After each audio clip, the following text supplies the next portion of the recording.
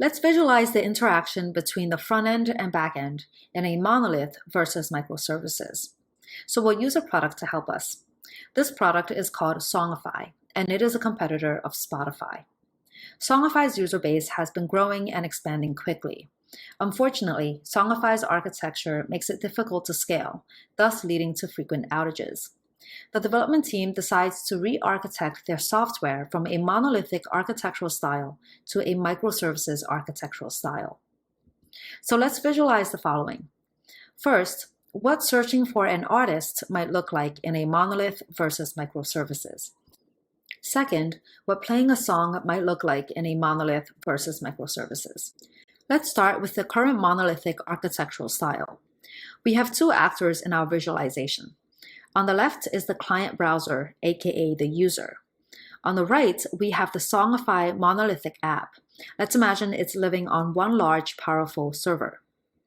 When the user wants to search for an artist, say Michael Jackson, it will hit Songify's monolithic application.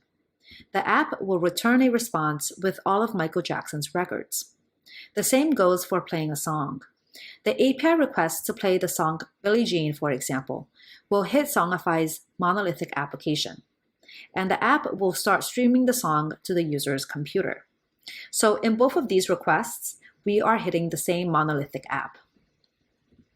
Now let's imagine the same user requests using microservices. Here we have our user via the client browser, and then we divide up the Songify monolithic application based on its functionality into two separate microservices. The first microservice is called the Artist Catalog microservice, where we keep API and data related to artist information, like their bio, their photos, and their monthly listeners. Let's imagine this microservice lives on just one medium-sized server. On the right, we have another microservice for streaming music. This microservice holds APIs and data for the music catalog and the streaming of music files themselves. This microservice is going to live on two servers that are larger and more powerful, since streaming music is much more process intensive. Now that you're introduced to our actors, let's see what searching for Michael Jackson may look like. The client side will fire off an API request to search for Michael Jackson. The Artist Catalog microservice will receive the requests, fetch Michael Jackson's artist information, and then it will make an API call out to the Music Catalog microservice to fetch Michael Jackson's catalog of music. The Music Catalog microservice will return all of Michael Jackson's records to the first microservice.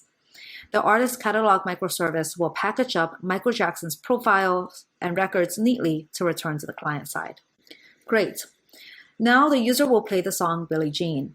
An API request this time is going to be fired off to the Music Catalog microservice to stream the song back to the user's computer.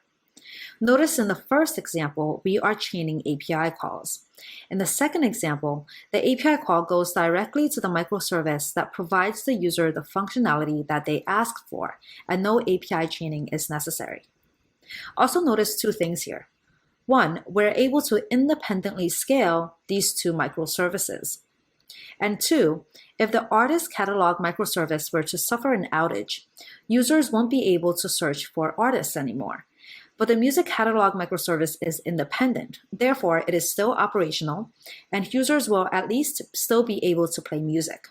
This is what makes microservices more fault-tolerant than monoliths.